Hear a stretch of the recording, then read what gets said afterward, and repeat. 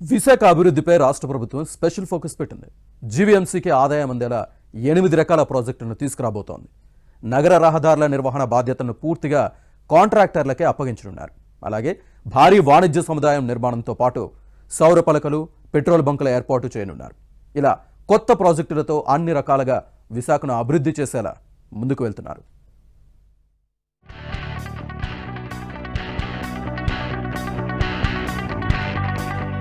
కూటమి ప్రభుత్వంలో విశాఖ మరింత అభివృద్ధి చెందబోతుంది. విశాఖ నగరపాలక సంస్థ జీవీఎంసీ త్వరలో నగరంలో భారీ ప్రాజెక్టుల నిర్మాణ పనులను ప్రారంభించనుంది. గత వైసీపీ ప్రభుత్వం విశాఖలో భారీ ప్రాజెక్టుల వైపు వెళ్లలేదు. కూటమి ప్రభుత్వం ఏర్పాటయ్యాక ప్రాజెక్టులను చేపట్టాలని నిర్ణయించింది. జీవీఎంసీకి ఆదాయం అందేలా మొత్తం 8 రకాల ప్రాజెక్టులను తీసుకురానున్నారు.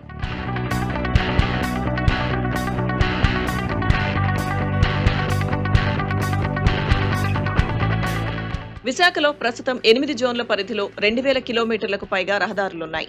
ఇందులో 253.55 కిలోమీటర్ల రహదారి నిర్వహణ బాధ్యతలను కాంట్రాక్టర్లకు అప్పగించనున్నారు. 5 ఏళ్ల వరకు మరమ్మతుల బాధ్యత వారిదే. గుర్తించిన మార్గాల్లో రోడ్లు, నడక మార్గం, రంగులు, సూచికలు, ట్రాఫిక్ సిగ్నల్, కూడళ్ల అభివృద్ధి, సీసీ కెమెరాలు, బస్ షెల్టర్లు, ప్రజావసరాలు సైతం వారే చూడాల్సి ఉంటుంది. ఇందుకు సంబంధించి టెండర్లలో పనులు దక్కించుకునే సంస్థలు రహదారుల అభివృద్ధి విషయంలో ప్రభుత్వ మార్గదర్శకాలను విధిగా అమలు చేయాల్సి ఉంటుంది. జీవీఎంసీలో 50 మెగావాట్ల సౌర విద్యుత్ ఉత్పత్తి చేయాలన్నది లక్ష్యం. ఇప్పటి వరకు 9 మెగావాట్లు మాత్రమే ఉత్పత్తి చేస్తోంది. మరో 15 మెగావాట్ల ఉత్పత్తికి మేహాద్రిగడ్డ రిజర్వాయర్పై సౌర పలకలు త్వరలో ఏర్పాటు చేయనున్నారు. అలాగే 4 పెట్రోల్ బంకుల ఏర్పాటుకు జీవీఎంసీ ప్రతిపాదించింది. 2025 మే నాటికి వాటిని వినియోగంలోకి తీసుకురానున్నారు.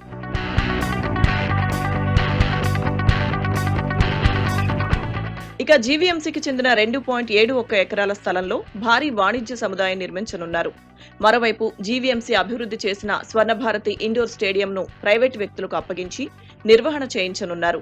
జీవీఎంసీలో 8000 సెమీ బల్క్ కనెక్షన్లున్నాయి. వీటి ద్వారా సరఫరా అయ్యే నీటిని లెక్కగట్టే నూతన విధానాలకు శ్రీకారం చుట్టనున్నారు. అలాగే automatic recording, auto bill generation ద్వారా ఆదాయం పెంచుకోనున్నారు. జీవీఎంసీ నీటి సరఫరా విభాగంలో వ్యయం తగ్గించేలా ప్రణాళికలు రచించారు. విద్యుత్ ఛార్జీలు 30% తగ్గించుకునేలా అత్యాధునిక మోటార్లను నీటి సరఫరా పంపింగ్ స్టేషన్లలో ఏర్పాటు చేయనున్నారు. మరోవైపు విద్యుత్ ఛార్జింగ్ స్టేషన్ల ఏర్పాటుకు కూడా ప్రణాళికలు రూపొందిస్తున్నారు. ఇలా అన్ని రకాలుగా విశాఖను అభివృద్ధి చేసేలా రాష్ట్ర ప్రభుత్వం ముందుకు వెళ్తోంది.